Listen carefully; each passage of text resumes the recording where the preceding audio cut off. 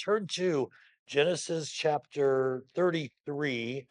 Although we will read a verse or two out of, actually, we're going to read one verse from chapter 32, Genesis 32, and then we're going to jump right into 33. And I'm going to note the map that's on the board. Hopefully you can see it. I'll point it out as we go. I can even move this if that would help. But let me read Genesis 32, verse 31. And then I want to read the first 17 verses of 33. So 32, 31. This is right after Jacob has wrestled with the angel. Just as he had crossed over Peniel, Peniel, Penuel, it's all the same. The sun rose on him and he limped on his hip. So that's Jacob has wrestled with the angel, and the angel, uh, maybe not an angel, it may have actually been Christ. Likely it was Christ, Christophany, but he wrestled with him all night. His hip has been touched, dislocated. He walks with a limp the rest of his life. Then we go to chapter 33. So immediately following that, Jacob lifted his eyes and he looked, and there Esau was coming, and with him were 400 men. So he divided the children among Leah, Rachel, and the two maidservants, put the maidservants and their children in front, Leah and her children behind, and Rachel and Joseph last. And then he crossed over before them, and he bowed himself to the ground 7 times until he came near to his brother. But Esau, it's his brother, ran to meet him and embraced him and fell on his neck and kissed him, and they wept. And he lifted his eyes and he saw the women and children and said, "Who are these with you?" So he said, "Notice the children whom God has graciously given your servant." Jacob said, "God's given me these children." And then the maidservants came near and their children and bowed down. And Leah also came near with her children and they bowed down. Afterward, Joseph and Rachel came near and they bowed down. And Esau said, "What do you mean by all this company which I met?" And he said, "These are to find favor in the sight of my Lord." He's offering him a gift. Verse 9, Esau says, "I have enough, my brother. Keep what you have for yourself." And Jacob said, "No, please. If I've now found favor in your sight, then receive my present from my hand, inasmuch as I have seen your face as though I had seen the face of God, and you were pleased with me. Please take my blessing that is brought to you, because God has dealt graciously with me, because I have enough." So he urged him, Esau, and he took it. Then Esau said, "Let's take our journey. Let us go, and I will go before you." But Jacob said, "My Lord knows that the children are weak, and the flocks and herds which are nursing are with me. And if the men should drive them hard one day, all the flock will die. Please let my Lord go on ahead before his servant. I will lead on slowly at a pace which the livestock that go before me and the children are able to endure, until I come to my Lord in Seir."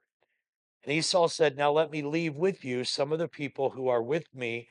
But he said, "What need is there? Let me find favor in the sight of my Lord." So Esau returned that day on his way to Seir, and Jacob journeyed to Succoth, built himself a house, made booths for his livestock. Therefore, the name of that place is Succoth or Sukkot. So, this is the final lesson that really focuses on Jacob. He'll still be involved, but the storyline really will turn to Joseph, and Jacob will kind of become secondary. In this lesson, we're going to see Jacob and Esau reconcile their long-standing hurt and grievance. We're also going to see more, surprise, surprise, more family dysfunction, and there is a lot of it. And then we will see kind of the final trek home for Jacob, and then we will move on in following weeks to the Joseph story, and that's how we'll end up with Genesis. Um, so let's begin with the reconciliation. These first 11 verses. So he has wrestled with the angel of the Lord. Again, remember, we talked about the fact that very likely, we can't be dogmatic, but very likely what is called a Christophany, that's an appearance of Christ before he became flesh. So it'd be an Old Testament appearance of Jesus. So Jacob wrestled with a man, whether it was an angel or Christ, we're not certain. But he had this wrestling match with the angel. And finally, the angel or Christ said, "Tell me your name." And he said, "My name is Jacob." And he said, "You're no longer going to be Jacob, you're Israel, because as a prince, you've prevailed with God and with men." And so then Jacob said, "What is your name?" And he doesn't tell him what his name is. And then when it's all over, the sun comes up. Jacob is walking, and he's walking with a limp. He will be forever marked by his encounter with God. Just a reminder that true encounters with God will mark us. And sometimes it'll mark us with a scar that will remind us of the faithfulness of God. In scars are just reminders that the wounds have been healed. And sometimes we carry scars that always remind us God has healed us and brought us through that time. But he's walking with a limp. And so after wrestling with an angel, he goes from that to looking up, and he sees Esau, his brother, coming. And Esau had 400 with him. Now, that immediately could have and did strike some fear in Jacob. That's a large group of people. And very likely in Jacob's mind, he is thinking Esau is still not over this. And Esau is coming, and Esau has intentions of finally settling the score that he had created with his deception many years before. So Jacob, realizing that he cannot overpower 400 men, moves into strategic mode, and he divides his family and his resources, right? He splits them up, kind of two camps, thinking they get one side, they won't get the other. I'm going to do my best. So he divides his family, he divides his resources, and you will notice at the very back, who does he put? He puts Rachel and Joseph in the very back. This is his beloved wife and clearly his favorite son. And he puts them, his most treasured possessions, in the rear, um, thinking that if there's a battle that ensues, they can get away and they can be protected. However, Jacob now does something that he has not shown himself doing, and that is he becomes the leader. He leads them. In the past, he's been a deceiver, he's been a little wimpy, but God has changed him. There's been a transformation in his life. He does not lag behind, but he leads before them. He bows down several times on his way to face confrontation with his brother. He does that almost like a servant. He is recognizing that he has deceived his brother. He is almost, in a sense, placing himself under his brother as the inferior. Inferior. It is a way Jacob is seeking to undo the manipulation of the past. He's moving toward Esau. He's bowing like I know I hurt you. He's recognizing his guilt as he moves toward his brother Esau, and knew that he stole the blessing with manipulation and deception, and um, he's trying to somehow mitigate that pain. Interestingly, Esau runs to meet him. It's almost reminiscent of the father of the prodigal running to the prodigal. Esau, instead of being angry, Esau runs toward him, and they embrace, they kiss one another. And clearly, this is not going to be the confrontation that Jacob had feared might take place. Esau inquires about Jacob's family. Look at this. And you know how you when you if you meet family members that you haven't seen for 10 or 15 years, and last time you saw them, they had a couple of 2-year olds or whatever, and now they're big, tall, strapping young. It's that kind of look at this, look at your family. Wow, where did all that come from? And Jacob is saying, this is what the Lord has blessed me with. He gives God the praise for blessing him with his family. What is interesting, at almost every point in this narrative, Esau appears to be the more virtuous one. He is, no, I don't want to take your gift. Why don't you come travel with me? Look at this wonderful family you have. So it's a really unexpected, as you've read this story. I mean, if you read this story first time, all right, if you read this for the very first time and you knew what had happened and how Jacob had deceived Esau and how mad Esau was and how determined he was to kill Jacob, if you're reading this for the first time and you are reading it and you read that Jacob looks up and here comes Esau with 400 men, you're not thinking they're going to hug and kiss and be all mushy. All right. So you're expecting some battle. And so you can imagine that even Jacob, through all of this, is wondering who's hiding behind a tree somewhere. So we read this and we're so familiar with it, but there's still some tension here. But again, it seems that Esau has gotten over his anger and over his rage, and he's clearly over his desire for vengeance against his brother. So Jacob introduces his family, offers a gift to Esau, who then declines. Now, what is interesting is Esau says, I have enough. I have enough. I have plenty. Keep what you have. Isn't it interesting? At least I find it interesting that even though he had lost his birthright and lost his blessing, he still has more than he needs. He said, I have enough. You don't need to give me anything. Victor Hamilton actually says the irony is that he lost two-thirds of his inheritance, but he was not reduced to a pauper. He's still, I have plenty. Um, he is not suspicious, but God has obviously provided for him.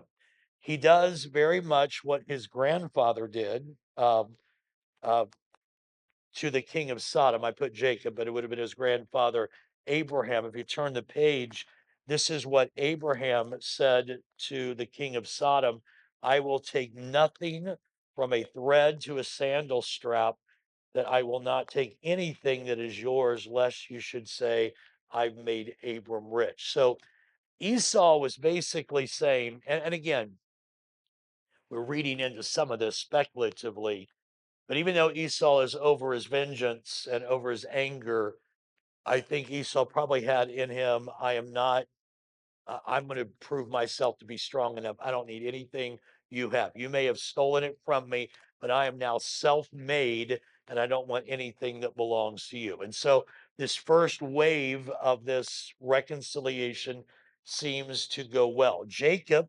however, insists that Esau receive it. He keeps persisting. Now think how Jacob has changed here. All right, in about a maybe a 24-hour period, Jacob has refused to let go of the angel of the Lord. He's been very persistent. I will not let you go until you bless me. And now that same insistence and persistence is seen with his brother. No, I want you to take the gift that I have given to you. And in other words, I'll not let you go until you take the gift, just like I'll not let you go until you bless me. So, though Jacob doesn't say it, this is his way of trying to make amends. Please forgive me for what I did to you years ago. That's what is clearly in the heart of Jacob, whether or not it is sincere or whether or not is covering his fear that he might have his life taken. Fact of the matter is, he is offering a reconciliatory gift to his brother Esau. So that's what we read in those first 11 verses. And then Esau says, let's travel together. Let's let's just go from here on out. We were brothers before. Let's band together and let's travel again. Jacob declines. Now, I'm going to suggest to you, and again, this is speculative. I'm going to suggest to you that Jacob is not at all convinced that Esau is really over this. And I would even speculate that Esau may be not totally over this. And because they will separate, Jacob will imply, I'll catch up with you later, but Jacob doesn't even go the same direction that Esau goes. All right. So they'll only meet up one other time. We'll talk about that here in just a few moments. But so Esau says, hey, why don't we travel together? Let's just be one big family. And Jacob says something, and I'm going to take a quick little aside with this. Just some of you will relate to this, but Jacob said to Esau, my flocks are not as strong and healthy as yours. Mine are younger, and my children are younger than your children. And and if I try to go at your pace, we'll be worn out. We will kill my flocks and will wear down my children. And so Jacob said to Esau, you go on ahead. And then this little phrase, I will lead on softly. Only a handful in this room even remember John Conaway, who was the pastor here for 16 years and then came back for another three. Was my pastor as a kid and then my pastor as an intern. And he had a plaque on the front of his desk that said, I will lead on softly. And it was the theme of his ministry. And it was a very pastoral theme that he was not a driver. He's not going to push anybody, not going to drive anybody. He was going to lead them softly, knowing that when you drive people, you hurt them. When you force them to do things, when you harangue them from the pulpit, you hurt people, but he led people softly. That was his theme. I'm trying sometimes. I try to lead on softly. I might harangue more than he did, but it was a great theme. It was the right way that he led, but he took it right from this text of Jacob. So Jacob declines the invitation, and not only his young flock and not only his young children. Remember, Jacob walked with a limp and no doubt thought, I can't keep the pace you're going. So you go on ahead and I will lead my group softly. There's only one other time Jacob and Esau are together, and that is when their father Isaac dies and they meet again to bury him. But in the biblical text, we will never see the two of them together again. Two observations from this little short section. Jacob credits God for his children in verse 5. He credits God for his life being spared in verse 10. And he credits God for all that he has, his blessings, his resources, his property. Esau does not credit God for anything. Even though I said Esau appears, when you just look at um, qualities, a little more virtuous, um, Jacob clearly has connected and reconnected with Yahweh. There's no sense that Esau has. Esau is pretty bitter. Esau has gone and married Canaanite wives just to spite his parents. He's not following the way of his fathers. And so you don't ever see Esau say, well, look what God has done for me. Jacob three times says, this is Yahweh that has provided this for me. Secondly, in giving up his rights by submitting to his brother Esau, Jacob becomes really the true Israel. Um, and I'm asking you to stretch a little bit um, because when you get to the book of Isaiah, um, God talks to the nation of Israel as his servant. And every time you see Isaiah use the word, I am going to put this on the board. It's not a big deal, but it's interesting. Every time you see in Isaiah the word servant in front of Israel, he is referencing the nation, the people, as being his servant to carry out his plan. But you will also see on occasion God say, my servant, and I didn't show the distinction, but that's why I made it so big here. You will see a capital S. And that is where it is clear the translators have understood that he's not talking about his servant, the nation, the people. He's talking about his servant, the Messiah. And see, Israel was supposed to be, as a nation, a blessing to all nations. They dropped the ball. So Christ comes as God saying, my servant. Christ comes and becomes what the nation of Israel never was.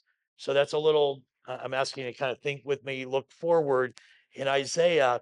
So when Jacob submits, all right, to become the leader, it's very much what Jesus did. Philippians 2, he humbled himself and became obedient to death, even the death of the cross, so that he could actually be a blessing to all humanity. So there's even a little picture there in what Jacob is doing so that he can be the true leader and the true Israel for the people of God.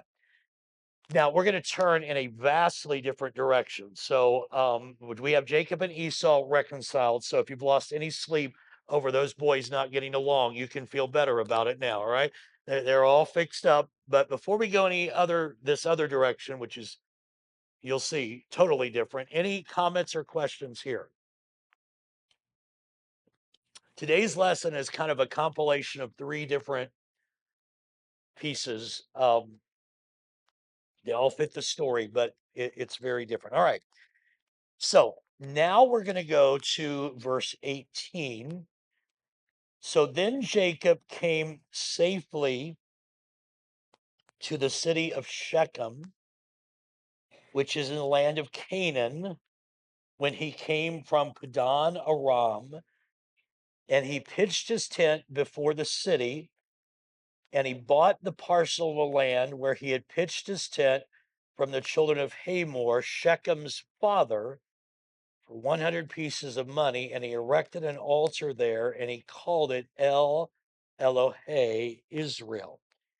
All right, so Jacob settles in Shechem. I want you to, if you would go back to 28, Genesis 28, real quickly. Genesis 28 and verse 18. It's 28:18.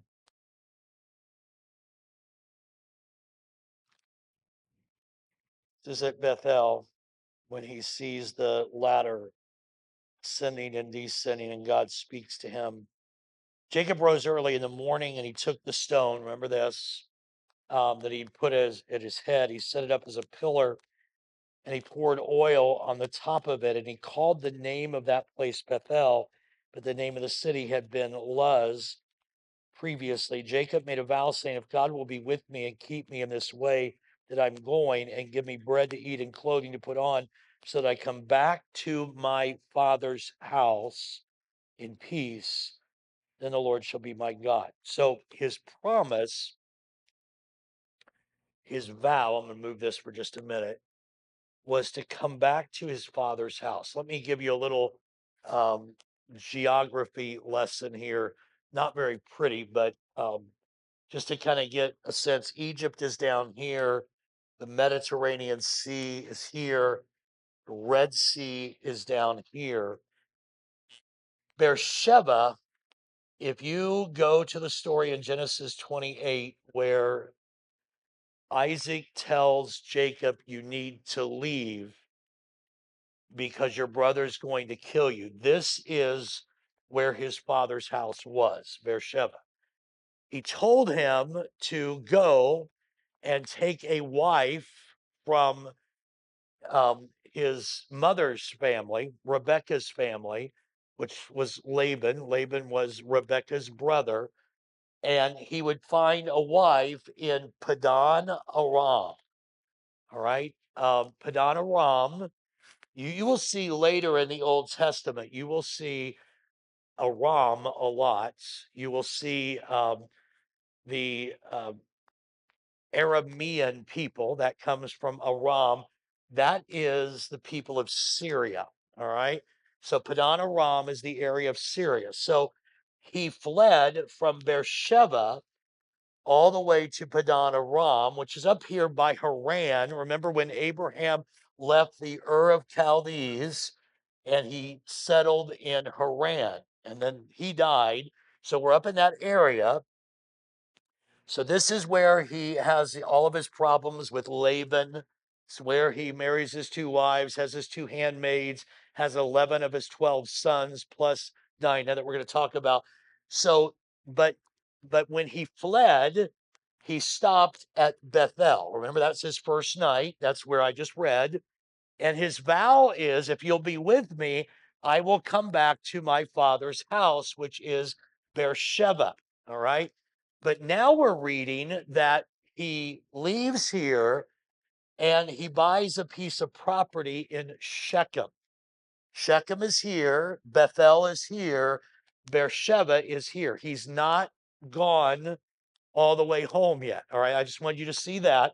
He's not gone where he promised he would go. Make sense to everybody? You got that? All right. So if I turn this around, erased it, brought it back, any one of you could come back and draw the map on there, right? I just want to make sure. Okay. And okay, everybody got that. So he has traveled. He's supposed to go here, but he has stopped here. And not just stopped overnight, he bought a piece of property. So he's dwelling there in Shechem.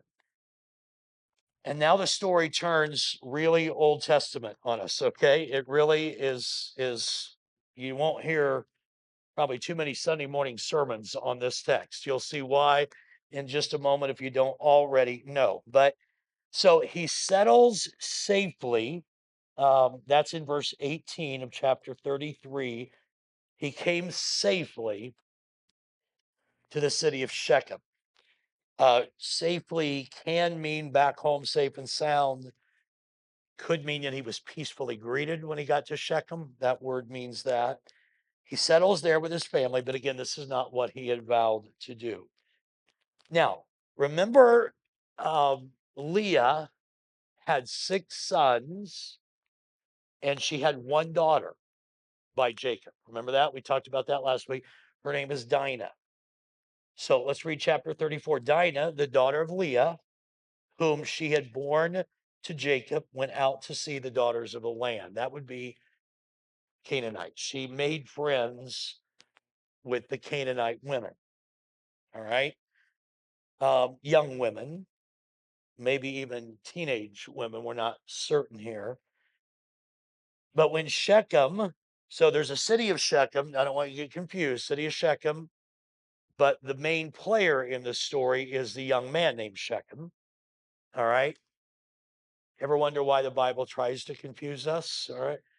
All right. So when Shechem, the son of Hamor, who was the Hivite, who was the prince of the country. So that's, I mean, if you think of it, his father is Hamor, and he named his son Shechem, which is the city. So, and he's the prince of the city. It'd be like he's the, the mayor in town. So he names his son the name of the town.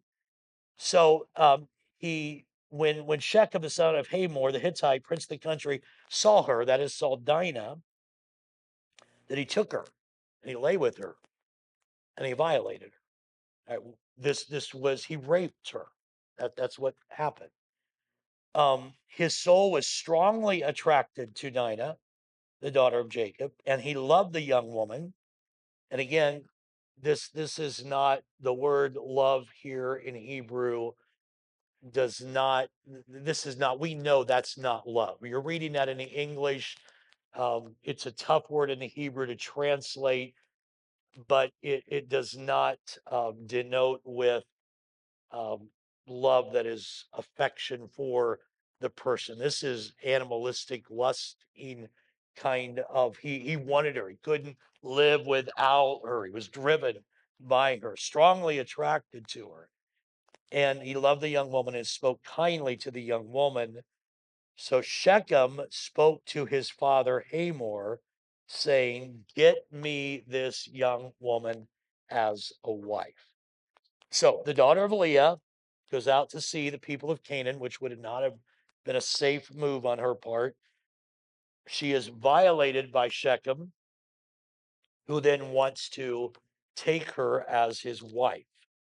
Verse 5, Jacob heard that he had defiled Dinah, his daughter, and his sons were with his livestock in the field. So Jacob held his peace until they came.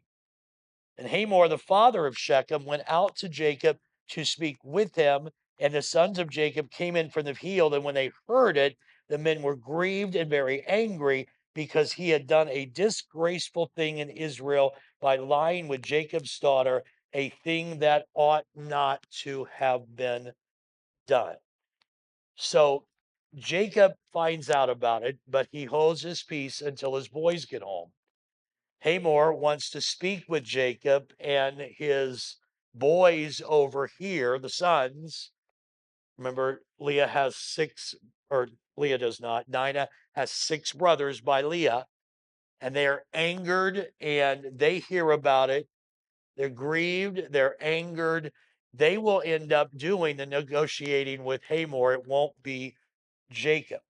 So Jacob, in verse number 8, Jacob heard, or excuse me, verse number 8, but Hamor spoke with them, the brothers, saying, "The soul of my son Shechem longs for your daughter. Please give her to him as a wife and make marriages with us. Give your daughters to us.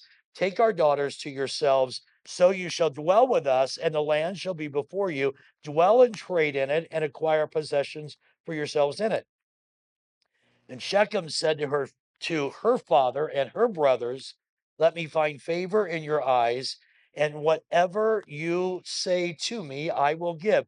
Ask me ever so much dowry and gift, and I will give according to what you say to me. But give me the young woman as his wife, as a wife." So Hamor says, "Let's just intermarry. Let Dinah marry Shechem, and let's just all intermarry. Let's just, if there's others that want to connect, that's fine." And they almost act as if this violation or this rape has never occurred. Now, remember, Abraham and Isaac were intent on not letting remember, Abraham sent his servant back home to get a wife for Isaac because he did not want Isaac to marry a Canaanite. And remember, Isaac and Rebekah sent Jacob back to Padan Aram so he would marry a family member and not marry a Canaanite. So, and in Deuteronomy 7 and verse number 3, this intermarrying becomes outlawed for the people of Israel. Now, according to the law, they could have insisted, of course, the law hasn't been given yet, but they could have insisted on circumcision, and then this would have been an acceptable move, which is what is the storyline to this narrative. But Hamor is just saying, whatever the price, my son wants Dinah, and we'll pay whatever price. And let's just, you all, let's intermarry. Let's be one big happy family, and let's buy, sell, and trade. And remember, he's stopped short of where he's supposed to be. So this is almost a temptation. It's kind of like a temptation Satan said to Jesus, if you just, just bow down and worship me, I'll go ahead and give you the kingdoms of this world. So notice the reactions. Verse 13, the sons of Jacob answered Shechem and Hamor his father, and they spoke deceitfully because they're not, they're going to make a deal, but they're angry. All right. And it should not surprise us, by the way, that Jacob's sons are speaking deceitfully. All right. That should not surprise us. They're speaking deceitfully because Shechem had defiled their sister. And they said to them, "We cannot do this thing to give our sister to one who is uncircumcised, for that would be a reproach to us. But on this condition, we will consent to you if you will become as we are. If every male of you is circumcised, then we will give our daughters to you, and we will take your daughters to us, and we will dwell with you, and we will become one people. But if you will not heed us and be circumcised, then we will take our daughter and be gone. So the brothers are negotiating very strongly, and they demanded circumcision, but again, they had a deceptive plan. Again, their indignation is justified. They had every right to be angry. Their sister had been defiled.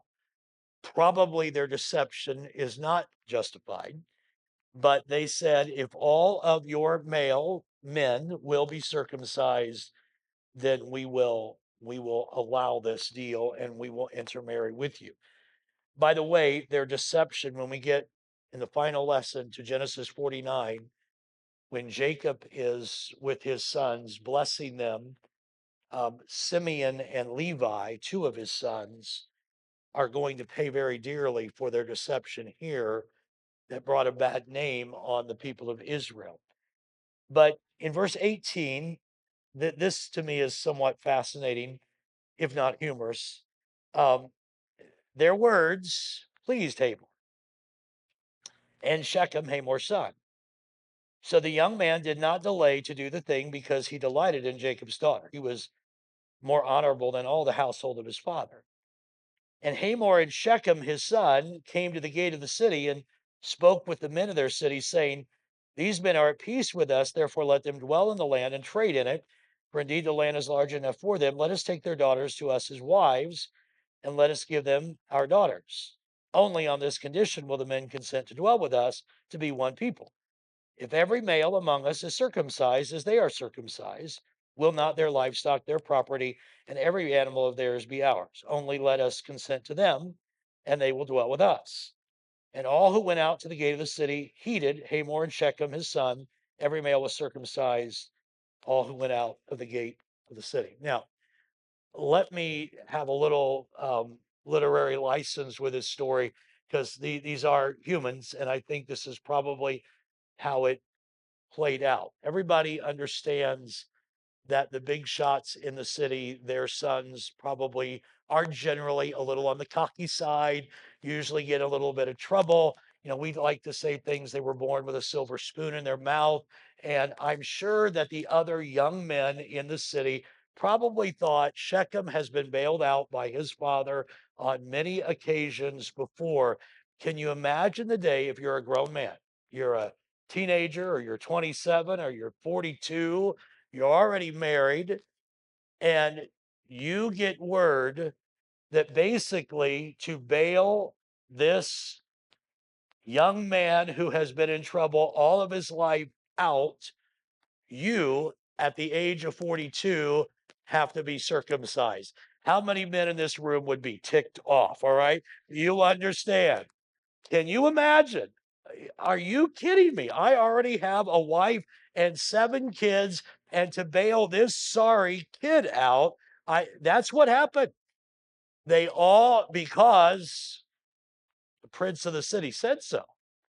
And so they concurred, and they were all circumcised. Verse 25 came to pass on the 3rd day when they were in pain. 3rd day is when it got worse. We're not talking about the days of antibiotics and Vaseline, okay? I don't know. But sorry. I told you the Bible is fun, is it not?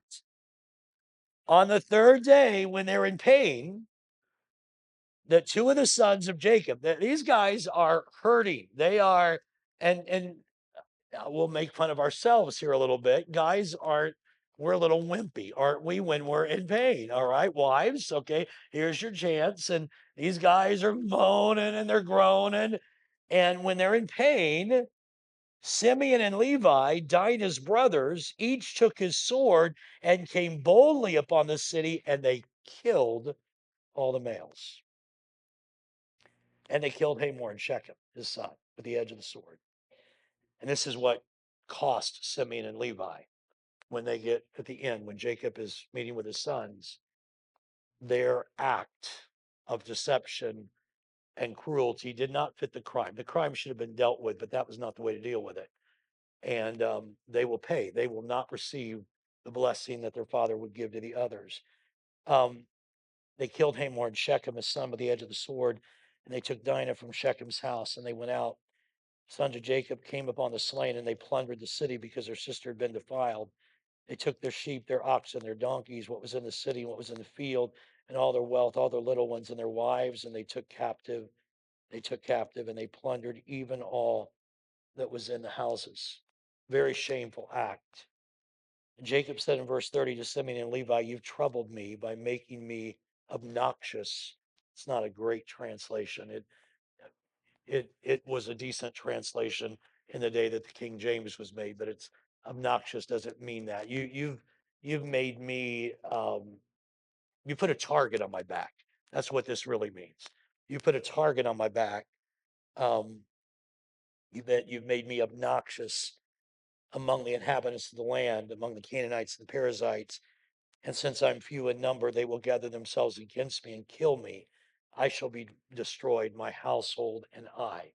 So um, it was a shameful act. It was a weak act. But notice he was concerned about himself, not the honor of his daughter. Jacob, I told you, more dysfunction here. This dysfunction runs deep, and it will continue with his sons. And but his concern is that my household, we now have a target on our back, and other nations are going to come after us. It's interesting when he says, "My household," this is the one who has abdicated leadership of the home to begin with. He didn't step up to the plate and deal with Hamor. He let the sons do it. He's had all kinds of struggles with his wives and handmaids and his father in law, but now it's cost him. And Jacob is upset about that. And the patriarchs were to dwell by faith, not fear. Now he says we've got to look over our shoulder because people are going to be after us. So this is a result. Listen, this is a result, consequences of failure, consequences of sin, consequences of abdicating our responsibility, our role. Even when we get fixed, we sometimes reap what we have sown. There are still sometimes consequences to our abdication of leadership or godliness. And that is exactly what Jacob now experiences. Verse 31, brothers said, "Should he treat our sister like a harlot?" So they defend themselves. Um, and it's interesting. I don't want to read too much into this, but I think even the brothers, the sons of Jacob, see his weak leadership because they do not say, "Your daughter should not be treated that way." They say, "Our sister."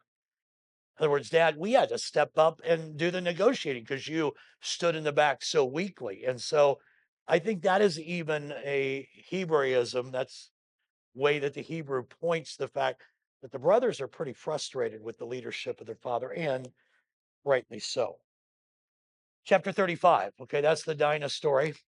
Chapter 35, and this will bring the journey of Jacob, uh, difficult as it was, to a conclusion. Chapter 35, and God said to Jacob, "Arise and go up to Bethel and dwell there and make an altar there to God." Now remember, he has only made it this far. Go up to, there you go, Linda, Molly. It is go up, but it's down. All right. So it's south, not north, even though it says go up. All right. So they asked me that question before. Up is not a directional word in the Bible. It's just move on. All right. So, because we all know north is up, right? Everybody knows north is up. Okay. So, 35:1, God said to Jacob, "Arise, go up to Bethel and dwell there and make an altar there to God who appeared to you when you fled from the face of Esau, your brother."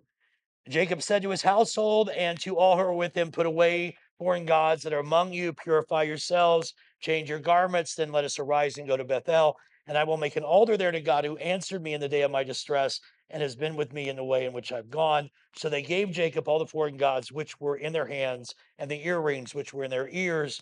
And Jacob hid them under the terebinth tree, which was by Shechem. And they journeyed, and the terror of God was upon the cities that were all around them, and they did not pursue the sons of Jacob. So what he feared did not happen.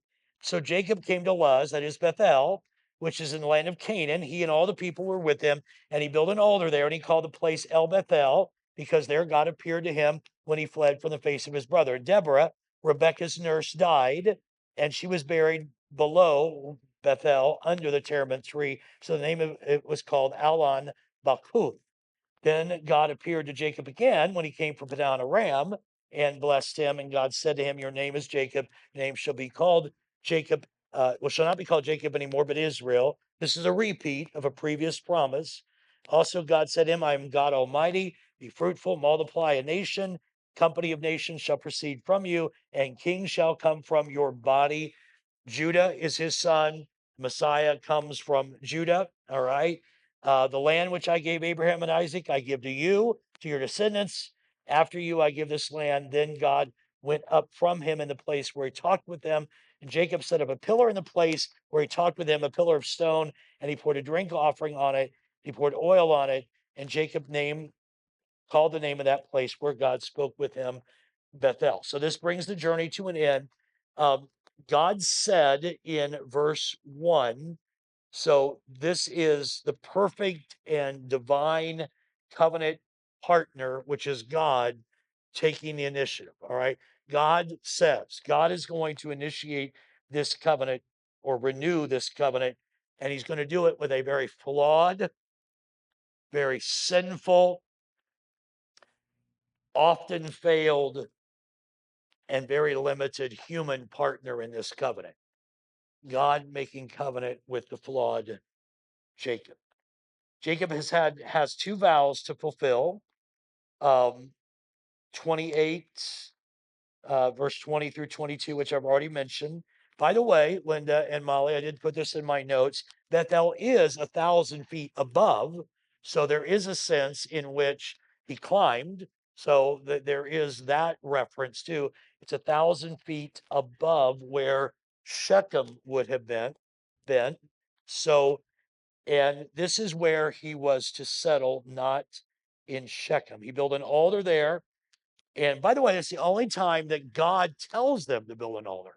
They build other altars, but this time God said, build an altar there and plan to meet the God who appeared to you there before. Jacob, this time you need to plan to meet God. And so Jacob is obedient. He cleansed his house of all of the household idols. Um, and the uh, the Mosaic law has not yet been given, obviously, because Moses is not in the story yet. But Moses is likely the one who wrote Genesis after the fact. And so you almost hear in this his understanding the need for purification. So they had to get rid of the household idols, summons the family in verse 3, and they're going to travel through dangerous territory. Remember, that was Jacob's concern.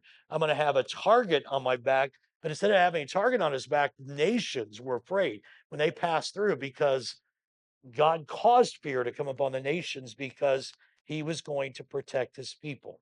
Jacob arrives and he builds the altar in verse 6 and 7, and they worship there with the covenant God. And this is what sets them apart from the Canaanites. The Canaanites had altars too, but Jacob is going to worship the covenant God, Yahweh. Verse 8, chapter 35. Um, Deborah, who was Rebekah's nurse, died, and she's buried below Bethel under the terebinth tree. And so Deborah has died. And then in verses 9 through 13, the covenant is renewed. His name again is reestablished as Israel. The covenant of Abraham is reestablished. And I love that little phrase, kings will come from your body. That's a prophetic promise of the Messiah that would come. And then again, 14 and 15, they set up a memorial stone and again name this place Bethel. Now we get to verse 16. Um, then they journeyed from Bethel when there was but a little distance to go to Ephrath, which is Bethlehem, the Beersheba area where they are to return to. And when they are traveling, Rachel labors in childbirth. Remember, we talked about 11 sons so far. Rachel is his beloved wife. She only has one son, that's Joseph. So this is when Rachel labors in childbirth, and she had hard labor. And it came to pass when she was in hard labor that the midwife said to her, "Do not fear, you will have this son also." And so it was as her soul was departing, for she died, that she called his name Ben Oni, but his father named him Benjamin. So Rachel died and was buried on the way to Ephrath, that is Bethlehem. And Jacob set a pillar on her grave, which is the pillar of Rachel's grave to this day. So the birth of Benjamin completes the 12 tribes now. All right. We now have the 12th son being born. Ben-Ani, most people believe it means son of my sorrow, but but Jacob gives him the name Benjamin. By the way, this is the only son that Jacob will name. We get to the story at the end of Genesis, well, next couple of weeks, when the brothers go to get food in Egypt, and finally, and it's Joseph. They just don't know it's Joseph. He says, "I want you to bring." Now, see, Joseph knew there was a younger son here. Bring your younger son, your younger brother. And Jacob did not want to let go of Benjamin. Benjamin is the son that is born in the death in childbirth that created the death of his beloved wife Rachel. So he is this special son. Um, Rachel dies in this area that in Ruth and First Samuel and Matthew are all identified with Bethlehem area. Verse 21 is a weird verse. Then Israel, that's Jacob, that's his name now.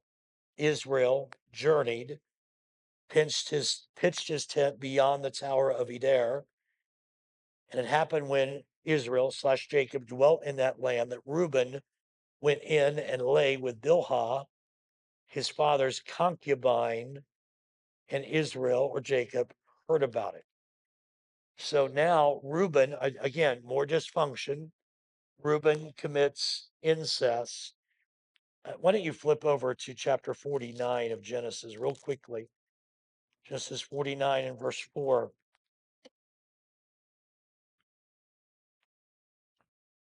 This is when Jacob, we'll get here in a few weeks, right before Thanksgiving. Actually, we'll get here. Jacob is dying. His sons are around his bed, and he will look at Reuben. Verse 3, "You are my firstborn, my might and the beginning of my strength, the excellency of dignity and the excellency of power, unstable as water. You shall not excel because you went up to your father's bed. Then you defiled it. He went up to my couch." This is speaking of when um, Reuben commits incest by sleeping with his father's handmaid. And then we get to the second part of 22. Sons of Jacob were 12. Here is the genealogy of Jacob. Sons of Leah are Reuben, Simeon, Levi, Judah, Issachar, and Zebulun. 6. Sons of Rachel are Joseph and Benjamin. That's 2. That makes 8. Sons of Bilhah were Dan and Naphtali. That makes 10. And the sons of Zilpah were Gad and Asher. That makes 12. These were the sons of Jacob who were born to him in Padan Aram. And then in verse 27, Jacob came to his father Isaac at Mamre or Kirjath Arba, that is Hebron, where Abraham and Isaac had dwelt. The days of Isaac were 180 years. So Isaac breathed his last and died, and he was gathered to his people, being old and full of days. and his sons Esau and Jacob buried him. So this is the only time that we see again Jacob and Esau being together. That is at the death and the burial of their father. Just a little practical note. It's not deeply theological, but you all have found this to be the case. Um, Death always happens in the context of life. There's always coming and going. Benjamin has just come and Isaac dies. From a pastor standpoint, I have on numerous occasions performed a funeral on a Friday or Saturday, done a wedding on Saturday, done a baby dedication on Sunday. It's just death always happens in the context of life. It's not, eh, the world doesn't stop. There's not new life that stops when there is death. That is very much what Ecclesiastes says. There's a time to be born and there's a time to die. We see it like in real life right here in this text. I'm not going to read chapter 36. It's just a long genealogy, just a few comments about it. Um, it's the genealogy of Esau. And God obligates himself to Esau serving Jacob. He had said, the elder shall serve the younger. And God obligates himself to that declaration. Jacob marries within the seed of Terah, while Esau violates that call and marries the Canaanites. But despite his failure, Esau does have land and he does have a people, and it's a large people given to him. Obviously, the descendants of Esau, as the descendants of Ishmael, always been at conflict with the descendants of Abraham and the descendants of Jacob. But nevertheless, God allowed them to be blessed and to prosper.